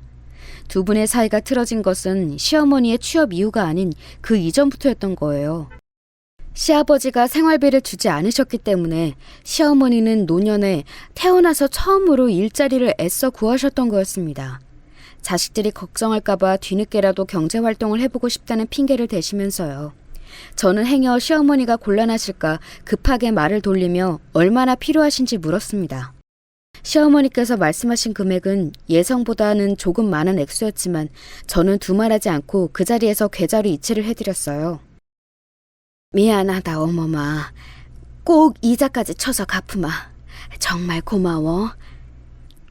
그게 무슨 말씀이세요 어머님. 그렇게 말씀하시면 너무 서운해요. 엄마랑 딸 사이인데요. 정 부담스러우시면 그동안 해주신 반찬값이라고 생각해 주세요. 꼭이요. 뭐가 자꾸 미안하고 고맙다는 건지 시어머니는 자꾸만 저를 울컥하게 만들었습니다. 그리고 시어머니가 걱정되어 그날 저녁도 시댁에 찾아갔는데 정말 머리끝까지 화가 치밀어 오르더군요. 글쎄 시어머니께서 희미하게 다리를 절고 계시는 게 아니겠어요? 어머님, 다리는 또 왜 그러세요? 괜한 오해 말거라 어머마. 청소하다 계단에서 살짝 넘어져서 그래. 거짓말하지 마세요. 제가 그동안 몰라서 참고 있는 줄 아세요? 아이, 얼마나 심하게 때렸으면 다리까지 저시는 거예요. 아이, 속상해서 정말. 괜찮다. 나는 괜찮아. 괜찮기는 뭐가 괜찮아요. 안 되겠어요. 역시 민수 아빠에게 말을 해서 우선 어머님하고 아버님을 떼어놓아야겠어요. 저희 집으로 같이 가요, 어머님. 제발요. 저는 시어머니에게 빌다시피 애원했습니다. 그렇게 맞으면서도 왜 자꾸 이 집에 계시겠다는 건지 정말 이해할 수가 없었어요. 평생을 시아버지 곁에서 순종적으로 사셔서 시아버지 곁을 떠날 엄두가 나지 않으셨던 걸까요? 지난번과 마찬가지로 시어머니는 한사코 거절하셨습니다. 남편에게도 말하지 말아달라는 부탁과 함께요. 아버님이 생활비도 안 주시는 거죠. 어머님 드시는 게 저게 뭐예요? 저희 집에 가면 제가 밥도 다 차려드릴게요. 저 휴직해서 시간도 많아요. 민수도 어머님 오시면 정말 좋아할 거예요. 시어머니가 혼자 때우시는 끼니는 매번 흰죽이나 흰밥에 김치, 김이었습니다. 소화가 안 되고 입맛이 없으셔서 그러나 보다 했었는데 어제 시어머니의 전화 내용과 오늘 식탁 위에 차려진 흰죽을 보니 생활비를 아끼시려고 하는 것이 분명해 보였습니다. 혹여 직장 다니는 제가 힘들까 오지 않으시려 하는 걸까봐 저는 그동안 숨겨온 휴직 사실까지 실토했어요. 하지만 시어머니의 태도는 요지부동이었습니다. 시어머니와의 실랑이 끝에 두 손 두 발 닫은 저는 무슨 일이 생기면 반드시 연락하라는 말을 시어머니에게 신신당부하며 못 이긴 척 시댁을 나섰습니다. 하지만 이대로 있을 수는 없었어요. 저는 집에 돌아간 즉시 아들인 민수가 듣지 못하게 안방으로 들어가 동서들에게 전화를 했어요. 내일 시간이 되면 서방님들 몰래 저녁에 잠시들 만나자고요. 평소와 다른 제 목소리에 두 동서는 두말 없이 알았다고 대답했습니다. 그렇게 다음날 저녁 우리는 시댁 근처의 한 카페에 모였어요. 형님, 갑자기 무슨 일이세요? 그러게요. 대뜸 모이자고 하셔서 놀랐어요. 그것도 남편과 아주버님들께 비밀로 해달라고 하셔서요. 그게 말이지. 나 사실 요새 휴직하고 시댁에 자주 왕래하고 있어. 어머님 찾아뵙느라고. 예? 휴직이요? 어머니께 무슨 일 있으세요? 저희한테는 아무 말씀 없으셨는데 큰일이라도 난 거예요? 제가 추궁할 때 쉽게 대답하지 못했던 시어머니의 마음이 이랬던 것일까요? 단단히 마음을 먹고 동서들을 불렀건만 입술이 쉽사리 떨어지지 않았습니다. 막상 말하려니 흡사 참담한 마음이 들기까지 했어요. 평화로운 우리 가족에게 균열이 가고 있다고 실토해야 하는 일이니까요. 저는 처음 시어머니 얼굴에서 발견한 푸른 멍, 몸 곳곳의 피멍들, 그리고 절뚝이며 청소일을 하셨을 시어머니의 모습까지 머릿속에 떠올렸습니다. 침을 꼴깍 삼키곤 천천히 그동안 시댁에서 보고 들은 내용들을 동서들에게 말해줬어요. 그런 끔찍한 일이... 형님, 믿어지지가 않아요. 그 아버님이 그렇게 사이가 좋으셨던 어머님을요? 정말이에요? 잘 믿을 수 없는 일인 거 나도 알아. 나도 내 눈으로 봤을 때 두 눈을 의심했어. 심지어 아버님이 어머님에게 생활비조차 주지 않으시는지 어제 나한테 돈까지 빌려달라고 하시더라고. 속상해서 혼났다니까. 예상했던 대로 동서들은 경악을 금치 못했습니다. 그도 그럴 것이 동서들 또한 휴직하기 전에 저처럼 일이 너무 바빴고 심지어 아이들이 아직 어린 터라 몇 달간 시댁에 왕래하지 못했었거든요. 그리고 찾아뵌다고 말한들 시어머니가 굳고 말리셨다고 합니다. 어쩐지 저희가 시간 내서 찾아가려고 해도 어머님이 한사코 됐다고 하시더라고요. 일하느라 어머님이 너무 피곤하시다면서 너희도 힘들 테니 명절이나 되면 보자고요. 저희에게도 똑같이 말씀하셨어요. 그래도 찾아뵀어야 되는데 저희가 너무 무신경했네요. 죄송스러워서 어떡해요. 마음 약한 둘째 동서는 눈물을 글썽이기까지 했습니다. 첫째 동서는 눈물을 보이지는 않았지만 두 동서 모두 저처럼 평소 자주 찾아뵙지 못한 죄송스러운 마음이 무거워 보였어요. 우리 셋은 머리를 맞대고 이 상황을 어떻게 해결해야 하는지, 두 분의 사이가 소원해진 것이 무엇 때문인지 추측해보기 시작했습니다. 혹시 아버님 사업에 문제가 생기신 건 아닐까요? 그래서 속상한 마음에 몇 개월 동안 술을 많이 드셨다든지. 그렇진 않았어. 저번 달엔 인터넷에 기사도 났던걸? 동종업계 작은 계열사 하나를 인수했다고 말이야. 활짝 우는 아버님 사진도 같이.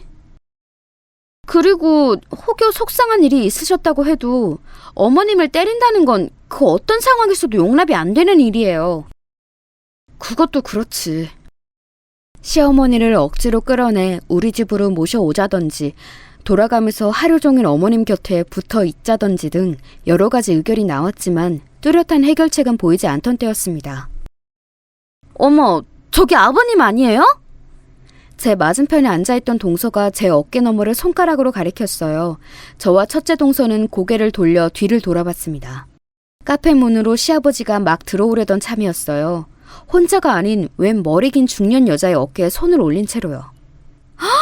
형님, 아버님이 바람이 나셨나 봐요. 쉿, 다들 조용히 하고 고개 숙여. 너무 놀란 첫째 동서는 말까지 더듬었습니다. 저는 저도 모르게 목소리를 낮추며 동서들에게 숨으라고 손짓했어요. 왠지 시아버지가 우리를 보면 안 될 것만 같았습니다. 그리고 제 예상은 적중했어요. 시아버지와 낯선 여자는 음료 2잔을 들고 숨어있는 우리를 지나쳐 2자리 뒤에 자리를 잡았습니다. 고개를 흘끗 들어 몰래 훔쳐보니 여자는 시아버지의 품에 폭 안긴 채 허리를 껴안고 거의 기대다시피 나란히 앉아 있었습니다. 넓은 공간치고 카페가 시끄럽지는 않았던 터라 두 사람의 이야기는 바로 옆에서 말하듯 선명하게 귓속으로 흘러들어왔어요. 상철 씨, 그래서 상철 씨 집엔 도대체 언제쯤 가볼 수 있는 거예요? 좀만 기다려봐. 아직 전처가 짐을 다 안 뺐어. 이혼했다더니 짐 좀 있어도 내가 가는데 문제가 있는 건 아니잖아요. 설마 나 이혼만 하다가 버리는 거 아니죠? 내가 상철 씨를 위해 무슨 짓까지 했는데요. 앙탈은 기다려봐. 너한테 그 여자와 살았던 흔적을 보여주기 싫어서 그래. 서류 정리도 아직 안 됐고 조금만 더 참을성 있게 기다리라고. 대신 그럼 오늘 당신네 집에서 자고 갈까? 시아버지의 말에 수줍게 까르르 웃는 여자의 웃음소리가 들렸습니다. 우리는 새파랗게 질린 얼굴로 서로 시선을 주고받았어요. 각자 남편들의 아버지인 시아버지의 나쁘끄러운 대화에 정말 어쩔 줄 모르겠더라고요. 그 대화를 끝으로 그들은 입맞춤이라도 하듯 잠시 쪽쪽 소리가 들리더니 이내 자리에서 일어났습니다. 카페 문이 열리고 닫히는 소리가 난 지 한참이 지나자 그제야 우리 셋은 숙였던 고개를 들고 다시 편하게 의자에 앉았습니다. 세상에, 지금 우리가 뭘 본 거예요? 게다가 이미 이혼을 했다뇨? 첫째 형님, 두 분 벌써 이혼 이야기까지 나오신 거예요? 나도 잘 모르겠지만 그건 아닌 것 같아. 어머님이 같이 안 산다고 거짓말을 하신 거 보면, 그리고 벌써 이혼 서류를 내셨다면 그렇게 중요한 일은 우리 남편이나 서방님들에게도 이야기하셨겠지. 저도 굉장히 혼란스러운 상태였지만 시아버지가 불륜녀에게 거짓말을 하고 있다는 것쯤은 유추해낼 수 있었습니다. 그리고 그 여자는 시아버지를 위해 무언가를 한 것 같았어요. 저는 오늘 밤도 아무도 없는 집에서 흰죽을 먹으며 혼자 쓸쓸하게 잠드실 시어머니를 떠올렸습니다. 너무도 시어머니가 가여웠어요. 저런 꼴을 보고도 가만히 있을 수는 없었습니다. 우리가 뭐라도 해보자, 동서들. 시간이 많은 내가 뭐라도 해볼게. 내가 연락하면 동서들이 적극적으로 좀 도와줘. 서방님들한테는 아직 말하지 말고. 나도 민수 아빠한테 이야기하지 않을게. 같은 여자로서 어머님을 도와드려야 되지 않을까? 제 말에 동서들이 고개를 주워겼습니다. 굳이 같은 여자로서 라는 말을 하지 않았더라도 우리 셋 모두 시어머니를 무척이나 좋아했기에 모두 같은 마음이었을 거예요. 다음 날 우린 각자 여유가 되는 만큼 돈을 모아 아버님에게 사설 탐정을 붙였습니다. 꽤 많은 돈이 들었지만 상관없었어요. 저에게 남편의 어머니 그 이상으로 잘해주셨던 시어머니를 위해서라면요. 며칠이 걸려도 상관없으니 불륜녀와 시아버지의 관계를 자세히 알아봐달라는 의뢰와 함께 저는 시아버지의 약점 또한 알아봐달라고 부탁하였습니다. 그렇게 사설 탐정에게 연락이 없는 며칠 동안 저와 동서들은 번갈아가며 혹은 다같이 시댁의 얼굴 도장을 찍었습니다. 그 전보다도 더욱 집에 늦게 혹은 아예 들어오지 않은 모양인지 시아버지 얼굴은 본 적이 없었어요. 저는 지금은 오히려 다행이라고 생각했습니다. 두 분이 마주치지 않으면 적어도 시어머니가 맞는 일은 생기지 않을 테니까요. 시어머니는 동서들까지 이렇게 자주 들이닥치자 처음엔 저를 원망 어린 눈빛으로 몇 초간 바라보셨지만 그 이상 말씀은 없으셨습니다. 차마 조용히 있을 수가 없었던 저를 이해해 주시는 듯 했어요. 물론 제 추측이지만요. 의뢰를 맡긴 사설 탐정에게 연락이 온 것은 정확히 일주일 뒤였습니다. 여기 의뢰하신 내용들을 정리한 서류입니다. 혹시 필요하실까 싶어 사진도 몇 장 찍어왔어요. 몇 장의 사진과 A4 용지 여러 장에 빼곡히 적힌 내용은 이러했어요. 시아버지의 불륜 상대는 바로 작년에 아버님이 인수한 작은 동정업계 회사 대표의 부인이었답니다. 아까 제가 인터넷에서 봤다고 했던 기사 있죠? 거기에 나왔던 그 회사요. 회사가 시아버님 회사에 인수당한 후 사실상 망한 그 대표와 불륜녀는 합의이혼을 요구했고 그대로 받아들여졌다고 합니다. 위자료도 두둑하게 받고요. 표면상으로는 이혼 이후 저희 시아버지와 불륜을 시작했다고 합니다. 물론 지금은 시아버지가 이혼을 한 줄 알고 있고요. 근데 사실은 그게 아닙니다. 아니면요? 마혜경 씨는 전 남편의 회사가 망하기 전부터 당신 시아버지와 불륜 관계였어요. 아니, 자기 남편 회사를 말아먹게 한 사람하고 꾸준한 불륜 관계를 가져왔다고요? 아니요, 회사를 말아먹게 한 건 마혜경 씨 본인입니다. 김영태 씨와 불륜을 시작한 이후 몇 년간 꾸준히 회사에 기밀 정보를 넘겨왔어요. 김영태 씨는 그동안 호시탐탐 기회를 노리다가 그 회사의 위기 때 자금을 투자 형식으로 대거 빌려줬다가 갑자기 갚으라고 종용했어요. 당연히 그만한 자금이 없었던 마혜경 씨 전 남편의 회사는 그대로 김영태 씨에게 넘어간 거죠. 생각보다 스케일이 큰 이야기였어요. 저는 입을 다물지 못했습니다. 뒷내용을 읽어보니 더 가관이었어요. 불륜녀는 시아버지에게 이혼을 종용했고 너무 많은 도움을 받았거니와 불법적인 일을 같이 도모한 불륜녀의 심기를 거스르기 힘들었던 시아버지는 시어머니에게 이혼을 강요하며 뜻대로 되지 않자 술을 마시고 과격한 행동을 취하기 시작했던 겁니다. 그 기간이 길어지자 시아버지는 불륜녀에게 이혼 서류를 내고 이혼 유예 기간 동안 별거 중이라며 거짓말을 했고 불륜녀는 그 말을 철석같이 믿고 있고요. 시어머니는 시아버지의 으름장과 회유, 공격적인 행동과 생활비를 끊는 등의 횡포에도 이혼을 하시지 않고 버티고 계셨던 거고요. 저는 이 사실을 동서들에게 알렸습니다. 생각보다 더한 사연에 동서들도 화를 주체하지 못했어요. 어떻게 아버님이 그러실 수가 있어요? 어머님이 그동안 아버님께 어떻게 내조를 하셨는데요? 근데 어머님은 왜 그 지경이 될 때까지 이혼을 안 해주시는 거래요? 아버님이 땡전 한 푼 없이 내쫓으시려고 했나 봐. 우리 민수 아빠랑 서방님들을 부족함 없이 키워낸 것도 다 본인 공이라면서 어머님이 여태 한 일은 밥을 축내는 일뿐이었다고 전화에 대고 길 한복판에서 소리치는 걸 사설탐정이 직접 들었대. 세상에, 그 다정하시던 아버님 맞아요? 정말 여자에 미치면 배는 게 없다더니 아버님이 딱 그 꼴이네요. 그래서 이제 어떻게 하실 생각이세요, 첫째 형님? 둘째 동서의 물음에 저는 탐정에게 덧붙여 부탁했던 시아버지의 약점에 대해 이야기를 꺼냈습니다. 불륜녀 전 남편 회사를 망하게 한 원인이 바로 아버님의 모략이었나 봐. 여기서 문제는 불륜녀와 짜고 아버님이 그 회사뿐만 아니라 아버님 회사의 문서마저 위조했던 거지. 그건 사문서 위조의 사기죄 아닌가요? 변호사를 통해 물어봐야겠지만 딱 봐도 중범죄 아니겠어? 한 회사를 망하게 했다고. 그럼 이제 어쩌죠? 저와 동서들 모두 그 다음 말을 차마 꺼내지 못하고 망설였습니다. 아무리 시어머니를 배신하고 차마 해서는 안 될 일들을 하셨다고 한들 남편들의 아버지였습니다. 다들 그런 시아버지를 신고하자는 말이 쉽게 입 밖으로 내뱉어지지 않았던 거죠. 여러분이라면 어떠실 것 같나요? 남일이었다면 고민하지 않고 시아버지를 물먹이라며 적극 추천하겠지만 막상 제 일이 되니 선뜻 결정하기가 어려웠습니다. 우리 셋 모두 결정하지 못하고 선택의 기로에서 고민하던 때였어요. 갑자기 제 핸드폰에 진동이 울리기 시작했습니다. 시어머니였어요. 민수 어머마, 집에 좀 빨리 와다오. 여보 그만해요. 도대체 왜 이혼을 안 하겠다는 거야?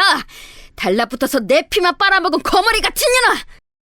수화기 너머로 시어머니의 다급한 외침과 퍽 하는 소리, 그리고 술에 취한 듯 혀가 꼬부라진 채 고함을 지르는 시아버지의 목소리가 들려왔어요. 전화는 곧이어 끊어졌고 시어머니는 다시 전화를 받지 않으셨습니다.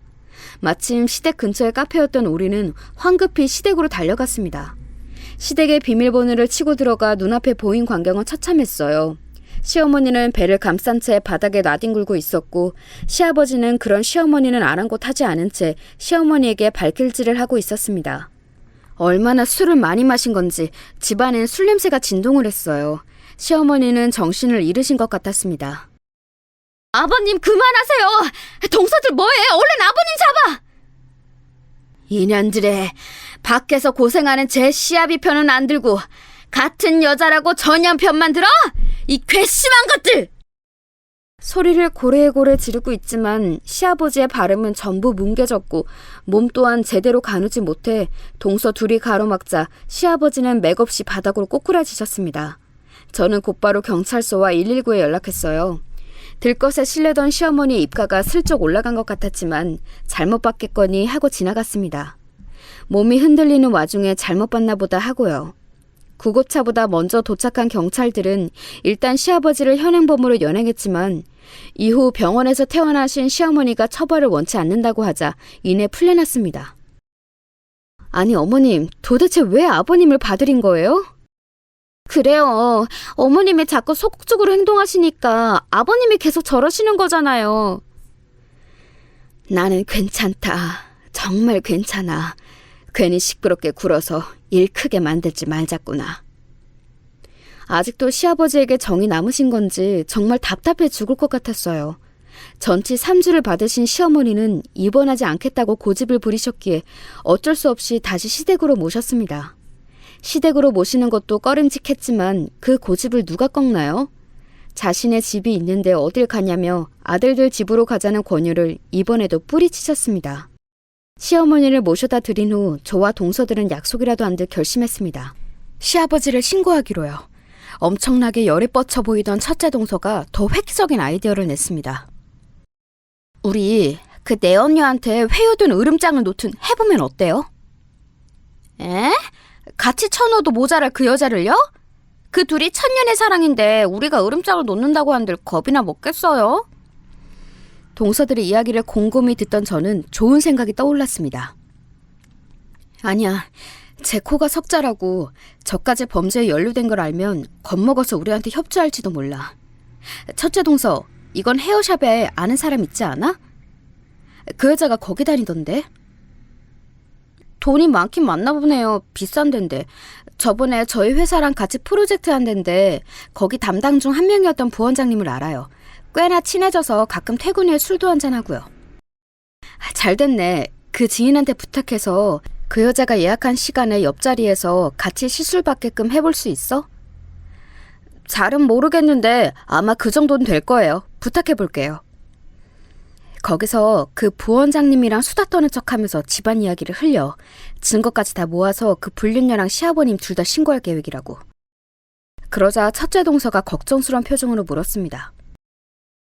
그러다 신고하기도 전에 그 여자랑 아버님이 증거를 전부 없애버리면 어떡해요? 그건 걱정 마. 사설 탐정이 준 자료 중에 위조한 문서들의 복사본도 죄다 들어있었으니까. 괜히 비싼 데 아니었다니까. 그제야 첫째 동서는 안심한 표정을 지었지만 이내 다시 근심스러운 표정이 되었습니다. 그런데 아이들은 어쩌죠? 요 며칠 어머님을 뵈러 가느라 남편에게 어린이집에서 픽업부터 케어를 전부 맡겼더니 너무 힘들어하더라고요. 그 사람 가뜩이나 요새 가게가 바빠서 체력이 붙이는 것 같아요. 그러자 둘째 동서가 손을 번쩍 들었습니다. 그건 걱정 마세요, 형님들. 세아, 세연이뿐만 아니라 첫째 형님네 민수도 제가 당분간 저희 집에서 보살필게요. 동서네 민지도 아직 어리잖아. 괜찮겠어? 저도 뭐라도 돕고 싶어요. 제가 하게 해주세요, 형님. 다들 참 고마우면서도 시어머니가 평소에 참 잘 살아오셨구나 싶었습니다. 비록 노년의 남편 복은 없었지만요. 다음날 동서는 이틀 뒤 그 여자와 같은 시간에 헤어샵에 예약을 잡았다며 연락이 왔습니다. 비록 이른 시간이었지만 반차를 쓰겠다고요. 직장에 있는 동서들 대신 저는 시댁에서 시어머니를 간병하고 있었습니다. 당신은 괜찮다고 어서 너희 집에 가라며 손사래를 치는 시어머니 곁에 꾸역꾸역 붙어서요. 다행히 인대가 늘어나거나 뼈나 장기에 이상이 있지는 않아서 어머니는 빠르게 회복되고 계셨습니다. 그럼에도 불구하고 시어머니 곁에 있고 싶었어요. 제가 친정엄마가 그리울 때마다 그랬듯 이번엔 시어머니가 그 어느 때보다 힘드신 지금 친딸처럼요. 그렇게 이틀 뒤 자신과 헤어샵 부원장의 대화를 들은 불륜녀가 얼굴이 하얗게 질린 채 쫓기듯 샵을 빠져나갔다는 문자를 받았습니다. 연락이 오자마자 전 불륜녀의 집 근처로 향했어요. 집 주소는 이미 사설 탐정을 통해 알아두었었거든요. 다행히 차를 끌고 집으로 온 불륜녀보다 제가 더 먼저 도착할 수 있었고 저는 곧바로 그 여자에게 접근했습니다. 안녕하세요. 마혜경 씨죠? 저는 김영태 씨 첫째 며느리 되는 사람입니다. 당신 뭐야? 내 집은 어떻게 알고 찾아왔어?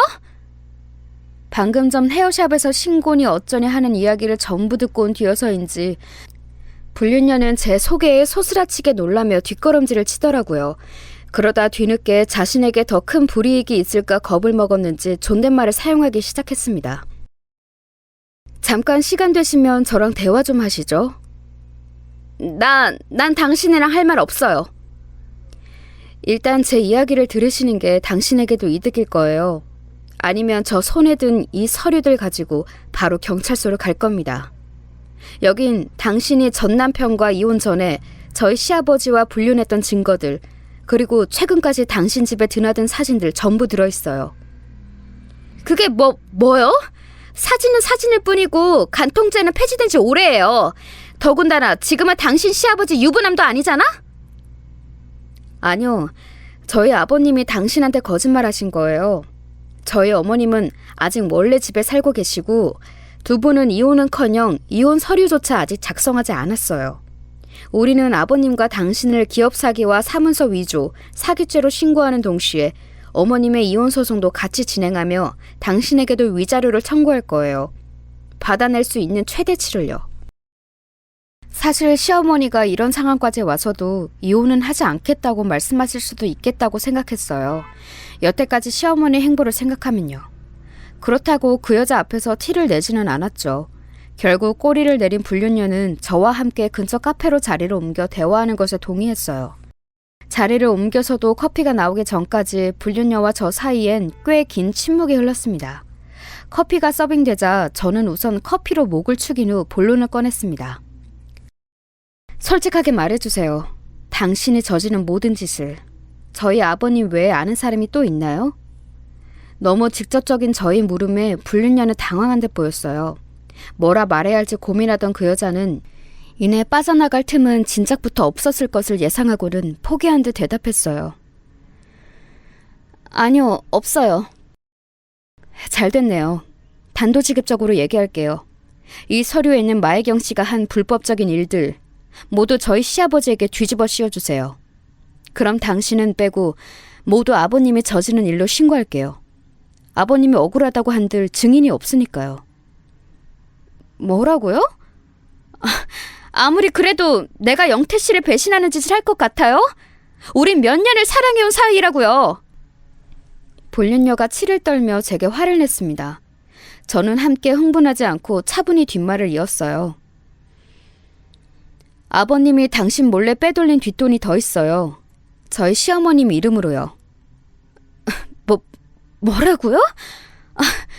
영태 씨가 저에게 그럴 일 없어요. 아니면 왜 아버님이 여태 이혼 소송을 걸지 못하고 저희 어머님께 질질 끌려다니겠어요? 이대로 이혼하면 그 돈들은 고스란히 저희 어머님에게 넘어가니까요. 그렇다고 마혜경 씨에게 솔직히 말하자니 자신에 대해 너무 많이 알고 있는 당신이 배신할까봐 이혼했다고 일단 거짓말로 둘러댄 거죠. 어찌 보면 당신도 속은 거예요. 알겠어요? 그런... 여기 이 서류들 속에 어머님 앞으로 빼돌린 뒷돈들에 대한 증거까지 다 있어요. 어쩌실래요? 이래도 아버님과의 의리를 지키고 같이 감옥에 가시겠어요? 아니면 혼자라도 살아남으실래요? 뒷일은 더 듣지 않으셔도 뻔하죠? 배신감에 부들대던 불륜녀는 반드시 시아버지에게 모든 죄를 다 뒤집어 씌우겠노라 제게 약속하고 음성 녹음까지 배신하지 않겠다는 의미로 남겨놓았습니다. 이후 재판에서 시아버지는 불륜녀도 함께 저지른 일이라며 감형을 해달라 억울함을 토로했지만 재판장에서 그녀는 과연 전 남편의 회사를 불륜남과 함께 말아먹어버린 여자다웠습니다. 시치미를 뚝 뗀 채 엄청난 연기력으로 그녀는 판사와 배심원들에게 자신의 무고함을 입증했거든요. 진실을 알지 못했다면 저조차 속아 넘어갈 정도로요. 시아버지는 사문서 위조죄, 사기죄로 징역 10년을 선고받았어요. 불법 인수한 회사의 전 대표, 즉 불륜녀의 전 남편이 불륜녀와 이혼 후 스스로 목숨을 끊으려다 실패하여 여태 의식불명이라는 사실이 밝혀져 판사의 분노에 불을 붙이게 됐거든요. 형 집행을 선고받은 후 교도관들에게 끌려가며 불륜녀를 죽일 듯이 노려보던 시아버지의 눈빛을 아직도 잊지 못합니다. 차마 입에 담지 못할 비속어와 욕설들을 함께 토해내면서요. 몰래 시아버님에게 비웃음을 흘려주던 불륜녀의 얼굴은 덤이었죠. 사실 마음 같아선 불륜녀 또한 단죄하고 싶지만 어찌되었던 간에 시아버지에게 더한 단죄를 내렸으니 만족하기로 했습니다. 한편 시어머니는 아직도 시아버지에게 마음이 쓰이시는 건지 시아버지를 신고한 이후로 항상 표정이 어두우셨어요. 그건 재판이 진행되는 동안에도 마찬가지셨습니다. 뒤늦게 소식을 듣고 붕괴한 저희 남편과 서방님들 그리고 동서들 또한 심정이 복잡한 건 마찬가지였어도 다른 한편으로는 통쾌해하지는 못하더라도 내심 다행이다 싶기도 하고 후련했거든요. 그만큼 시댁에서 시어머니에 대한 입지는 상당했습니다. 헌데 시어머니는 그렇게 배신을 당하셨으면서도 통쾌하기는커녕 일말의 시원섭섭한 모습조차 보이지 않으셨어요. 엄마, 이제 다 끝났어요. 앞으로는 이런 일이 있으면 미련하게 혼자 안고 계시지 말고 저희한테 말씀하세요. 아들 셋이나 둬서 어디에다 쓰게요? 그래요, 엄마. 형수님, 재수씨, 그리고 당신, 우리가 하지 못한 것들을 해주셔서 너무 고마워요. 이 은혜는 두고두고 잊지 않을게요. 별 말씀을요. 어머님의 베푸신 것들의 반도 돌려드리지 못한걸요. 재판에서 나와 모두 시댁에 모여 차를 마시는 동안 남편과 서방님들은 우리에게 고마움을 표했습니다. 그러거나 말거나 저는 계속 표정이 어두운 시어머니가 계속 신경이 쓰였어요. 어머님, 이제 그만 아버님과 이혼하세요. 어머님께 몹쓸 짓들을 하셨는데 왜 아직도 그렇게 쓸쓸한 표정이세요? 엄마, 아무리 살아온 세월이 같다지만 설마 아직도 아빠한테 미련이 남은 거예요? 남편이 쯧하고 혀를 내둘렀습니다. 저와 남편의 말에 다들 한마디씩 보태자 시어머니는 못 이긴 척 입을 여섰습니다. 그런데 웬걸 시어머니의 말씀은 정말 충격적이었어요. 내가 미련이 있긴 뭐가 있니? 내가 미쳤어? 조강지쳐 놔두고 딴 년이랑 몇 년을 붙어먹은 징그러운 양반한테 미련이 있게? 시어머니의 폭탄 발언에 다들 벙찌고 말았습니다. 저는 제 귀를 의심했어요. 그동안 이혼하라는 저의 종용에도 한사코 거부하시고 다른 곳으로 도망을 치지도 시아버지를 고소하지도 않고 조용히 괜찮다고만 하시던 그 시어머니가 하신 말씀이 맞는지 믿기지가 않았죠. 어머니, 그게 무슨 말씀이세요? 그럼 그동안 왜... 그 양반이 여자가 있다고 이혼하자고 달달 볶아댈 때부터 뒷조사는 이미 다 해놨다. 내가 일하는 건물 3층에 변호사 사무실만 2개야. 내가 월급도 받는데 뭐 필요한 게 있다고 민수 어머 너한테 그런 큰 돈까지 꿨겠니? 수임료랑 뒷조사 비용으로 수억 깨졌다 얘. 위자료나 톡톡히 뜯어내서 맨몸으로 쫓아내려고 맞았다는 증거도 무지하게 남겨뒀다 이 말이야. 나중에 이혼 소송 걸 때 확실한 증거로 삼으려고 집에 CCTV까지 설치했는데 자꾸 다른 집으로 가자고 하면 어떡하니? 거절하느라 혼났다 정말. 맞는 건 나한테 별로 일도 아닌데. 시어머니의 말이 무슨 말일까 잠시 생각하니 미처 떠올리지 못한 것이 있었습니다. 그건 바로 젊은 시절 시어머니가 꾸준히 했던 운동이라는 게 바로 복싱이라는 것이었어요. 시어머니는 취미로 배운 복싱에 재미가 붙어 여자 아마추어 경기에 나가 준우승을 한 경험이 있다고까지 말씀하셨는데 왜 그걸 잊고 있었을까요? 시어머님께선 스스로 방어하는 법을 아셨던 거죠. 이쯤 들으니 어이가 없어 헛웃음마저 나왔습니다. 너희 아버지 평생 펜 잡고 의자에서만 일하던 사람인데 술까지 취한 그 비실비실한 노인네가 휘두르는 주먹이 아프면 얼마나 아팠겠어. 어머님, 그럼 저번에 전화는 왜 하신 거예요? 형님한테 전화해서 빨리 집으로 와달라고 하셨잖아요. 슬슬 경찰에 신고했던 기록도 한 번은 남겨야 되니까 그랬지. 목격자들도 필요하고. 민수 어멈한테 연락하면 어멈이 어련히 알아서 신고할까 했다. 그때는 좀 제대로 얻어맞느라 고생 꽤나 했어. 시어머니는 그때 다쳤던 허리를 어루만지며 투덜대셨습니다. 시어머니의 말씀은 터무니없었지만 그래도 이제야 과거에 어머님이 왜 그렇게 행동하셨는지 조금씩 이해가 되기 시작했어요. 그래도 하나 풀리지 않은 의문이 있었습니다. 아니 근데 어머님, 어머님이 이혼 소송을 하시진 못했지만 어찌됐든 아버님은 벌을 받아 감옥에 가셨고 그동안 모으신 증거로 감옥에 계신 아버님께 이혼 소송을 걸면 위자료도 충분히 받아낼 수 있는데 왜 그렇게 표정이 안 좋으셨어요? 그 노인네가 멀쩡히 밖에서 회사를 잘 운영해야 죽을 때까지 위자료를 뜯어먹지. 지금 가지고 있는 걸로만 한 방에 털어먹고 끝나게 생겼으니 내가 아쉬워서 그런다. 몇 달을 공들였는데. 저희 어머님 참 대단하시지 않나요? 걱정했던 것이 무색하게 시어머니는 저희 생각보다 훨씬 영민하고 강하신 분이었습니다. 그걸 뒤늦게 깨달은 저희의 잘못이 크죠. 저희는 저희 나름대로 어머님을 구해드리려고 애썼는데 어머님이 저희보다 한 수 위셨네요. 구하긴 누가 누굴 구하니?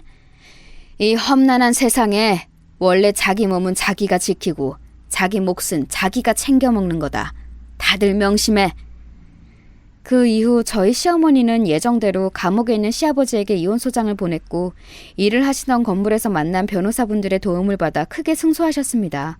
시어머니께 넘어온 회사의 지분은 삼형제에게 나누어 주셨고 이걸로 유산은 끝이라며 나머진 자신이 죽을 때까지 놀고 먹을 거라고 하셨어요. 물론 시어머니를 잘 아는 제 생각엔 그저 농담이신 것 같지만요.